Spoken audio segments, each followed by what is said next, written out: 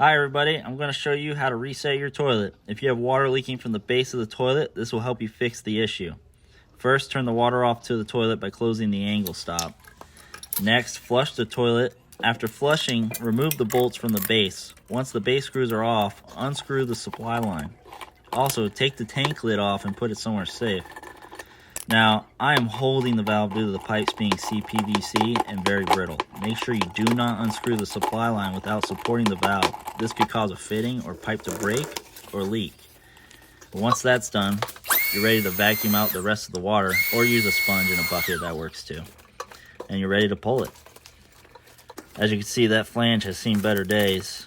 So usually this is the time I'll put a new supply line on without the toilet being in the way. But other than that, we're going to remove that wax. Now's a good time to change those bolts too if they're bad. I highly recommend, if you do have a plastic flange, that you use plastic bolts, because if you over tighten the bolts with plastic bolts, they will usually break besides the flange, because if you use metal on a plastic flange, they usually snap the flange. Now just remove the wax. I'm just going to clean up here a little bit. There's a lot of excess water under that flange. Clean up a little bit. I don't know why I clean so much, but it's just a good habit I had. I've always done it. Now we're just going to put the new wax seal on. Make sure your screws are all lined up. It's a little dark in that room, so I was like, that kind of looks good, that kind of doesn't. There we go, we're all set. And now this is where I just take all the excess caulking off the base of the toilet. Now you don't have to caulk the base of the toilet, that's just pure preference. That doesn't do anything from stopping it from leaking. The main person of the wax seal is to keep a good seal from water seeping out and all that. But once you're done with that, you can set the toilet back onto the flange. Press down firm, make sure you got a good tight seal.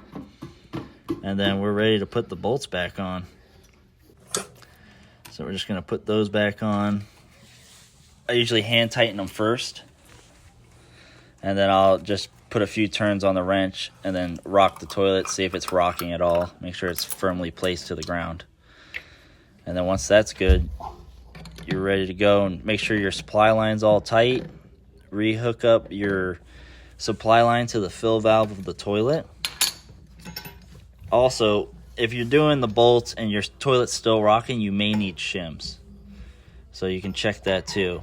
And if that doesn't work, then usually what I should have said is inspect the flange when you pull the toilet, because sometimes that flange could be broken and that's why you had a bad seal, just from the toilet rocking so much. So I would definitely check that too.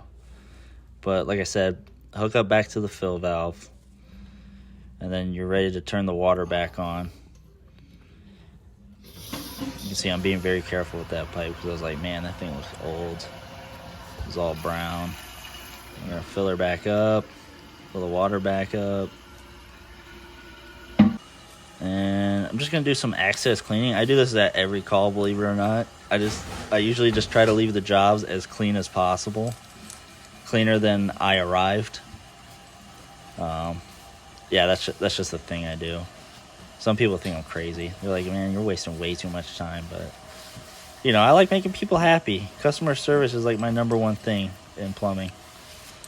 Making sure everyone's got a smile on your face when they're done. Now I'm just resealing the toilet with some caulk all the way around. I usually leave a gap in the back. That way you know if the toilet's leaking later on.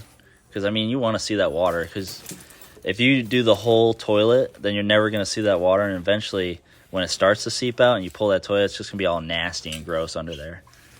So then I use a sponge to get all the excess caulking off the floor. Clean all the excess off. Put the lid back on, and you're all set. You got a working toilet again, and it's not leaking. And there you go. Thank you for watching. I hope this helps. Don't forget to like, comment, and subscribe, and I'll see you next time.